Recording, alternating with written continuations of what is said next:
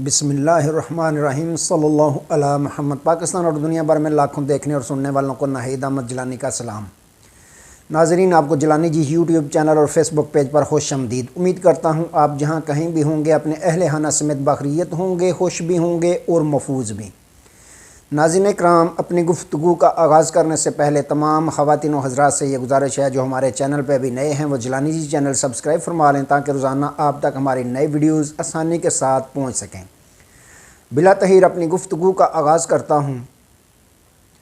خان کو باہر نکالو، بڑے جنرل کا بڑا دھماکہ، اور تمام کیسز خان پہ جھوٹے، جج ڈٹ گئے۔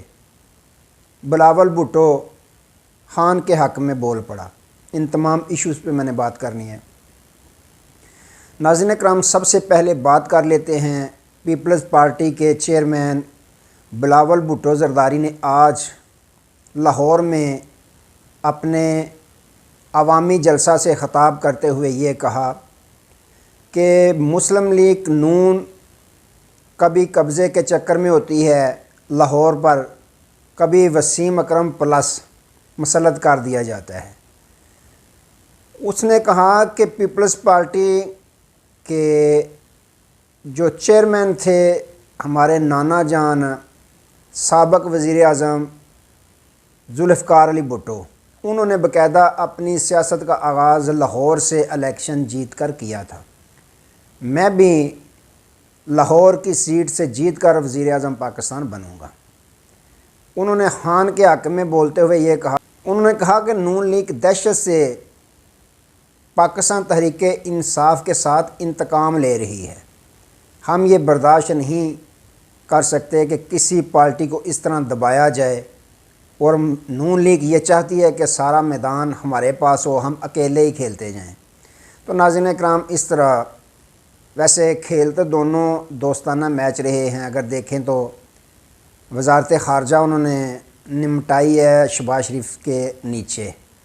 تو اب سیاسی میدان ہے، ظاہر ہے سیاست تو کرنی ہے دونوں پارٹیوں نے، ایک دوسرے کے خلاف تو بیان بازی انہوں نے کرنی ہے، اور دوسری جانب خان صاحب کے حق میں اس طرح کا بیان دینا خان صاحب کے ووٹروں کو متاثر کرنے کے لیے ضروری ہوتا ہے کہ چلو ان کے نشان بلے کو تو چھین لیا گیا، ہو سکتا ہے کچھ لوگ بلے کی بجائے تیر پہ مورے لگانا پسند کر لیں، لیکن یہ ان کا خواب ہے، یہ خواب ہی رہے گا۔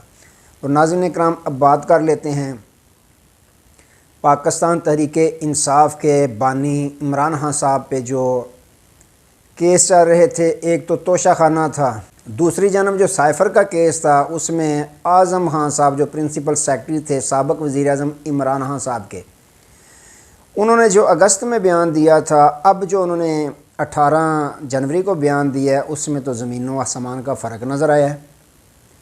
آج ثاقب بشیر صاحب نے اپنے بیان میں یہ کہا، جو رپورٹ کرتے ہیں سپریم کورٹ سے، انہوں نے کہا کہ جب خان صاحب نے کہا کہ ان سے قرآن پاک پر جو ہے وہ لینی ہے گواہی، تو اعظم خان صاحب نے پھر جو گواہی دی، انہوں نے کہا کہ جو خان صاحب نے لہرایا تھا اس جلسے میں سائفر، مجھے نہیں پتہ تھا اس کے اندر کون سا صفحہ ہے، کیا صفحہ میں نہیں جانتا تھا، لیکن یہ علیحدہ بات ہے کہ 161 اور 164 کا جو بیان تھا وہ اس پہ دستخط تو میرے ضرور تھے، لیکن وہ میں نے حلفاً بیان نہیں دیا تھا، مجسٹریٹ کے سامنے بھی میں نے حلفاً بیان نہیں دیا تھا، اور تفتیشی کے سامنے بھی میں نے حلفاً بیان نہیں دیا تھا۔ ہاں البتہ دستخط میرے ضرور تھے، لیکن ناظرین کرام دستخط تو جب بندہ پھنسا ہو تو پھر دستخط تو آسانی سے ہی بندہ کر دیتا ہے، کیا کرے، مجبوری ہوتی ہے، انٹرویو ہو جاتے ہیں، پریس کانفرنسیں ہو جاتی ہیں تو پھر دستخط بھی بندہ کر دیتا ہے۔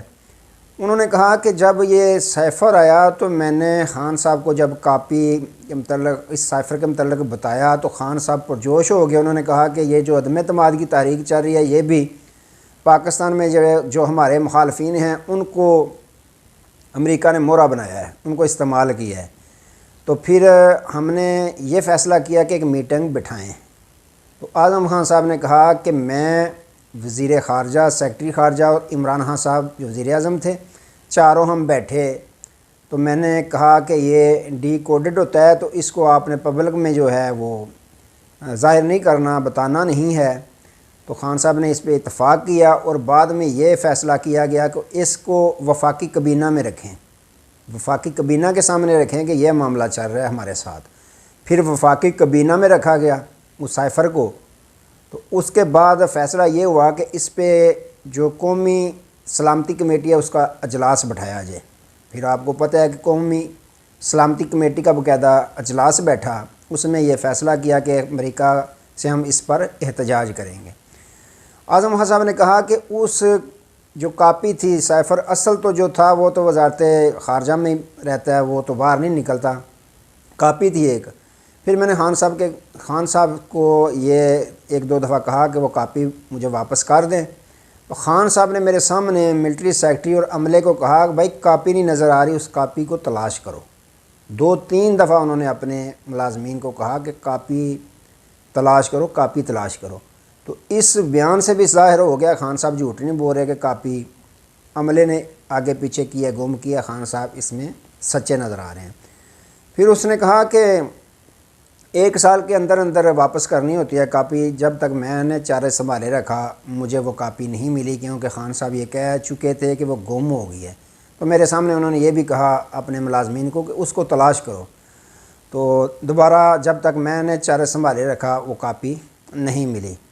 تو ناظرین کرام، اس بیان میں اور جو انہوں نے اگست میں بیان دیا تھا اس میں فرق یہ ہے کہ اس بیان میں باقاعدہ یہ لکھا ہوا تھا کہ جو سائفر خان صاحب نے اس جلسے میں لہرایا تھا وہی سائفر کی کاپی تھی اصل، لیکن یہاں پہ اب معاملہ تبدیل ہو چکا ہے کہ مجھے نہیں پتہ، میں نہیں جانتا تھا کہ اس کے اندر کون سا صفحہ تھا کون سا نہیں، مجھے اس چیز کا علم نہیں ہے کہ وہ سائفر ہی تھا۔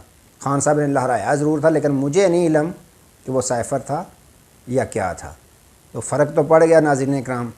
تو پہلا جو ان کی گواہی تھی اس میں یہ تھا لکھا کہ وہ واقعی سائفر تھا، اور جو گم ہوئی تھی کاپی اس کے متعلق خان صاحب سچے ثابت ہوئے ہیں کہ گم ہوئی تھی۔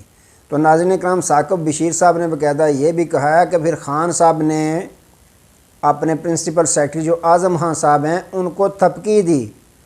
تو صحافیوں نے پوچھا آپ نے تھپکی کیوں دی ہے ان کو؟ انہوں نے کہا کہ اعظم خان نے حقائق بیان کیے ہیں اس لیے میں نے تھپکی دی ہے۔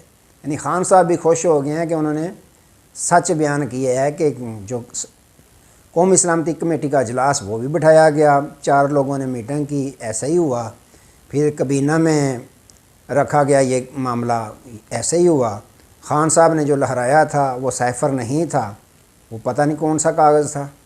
تو اس میں بھی خان صاحب کے حق میں انہوں نے بیان دیا، اس لیے خان صاحب نے باقاعدہ تھپکی دی اعظم خان کو کہ اس نے حقائق بیان کیے ہیں۔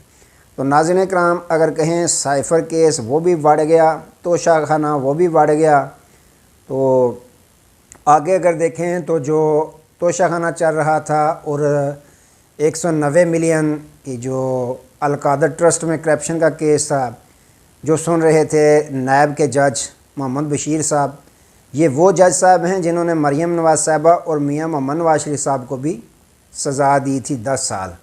تو ناظرین اکرام، کہا جاتا ہے کہ یہ ایجنسیوں کے جج ہیں جو ان کو پیچھے سے کہا جاتا ہے ویسے یہ حکم کے مطابق کرتے ہیں، لیکن اس بار انہوں نے یہ فیصلہ کیا کہ خان صاحب پہ تو مقدمات سارے جھوٹے ہیں، تو انہوں نے ان کیسوں سے دوری اختیار کرنے کے لیے ان کی مدت ملازمت رہ گئی ہے 14 مارچ تک، انہوں نے درخواست دے دی ہے باقاعدہ وزارت قانون اور ہائی کورٹ کو میری طبیعت ناساز ہے جس کی وجہ سے مزید میں کام نہیں کر سکتا، اس لیے مجھے ریٹائرمنٹ تک جو 1.5-2 ماہ رہتے ہیں وہ چھٹی چاہیے۔ تو انہوں نے درخواست دے دی ہے۔ وجہ کیا ہے ناظرین اکرام کہ جج صاحبان کو بھی پتہ ہے کہ جس طرح کے فیصلے ہو رہے ہیں تو یہ فیصلے جو ہیں جج صاحبان کی ساکھ کو متاثر کرتے ہیں۔ مایوں دلاور صاحب کا آپ نے دیکھا، فیصلہ دیا اور لندن بھاگ گئے۔ اب یہ نہیں چاہتے کہ میں ریٹائرمنٹ میری قریب ہے تو میں جاؤں تو کوئی اور الزام اپنے سر پہ لے کے جاؤں جس سے میری ساکھ متاثر ہو۔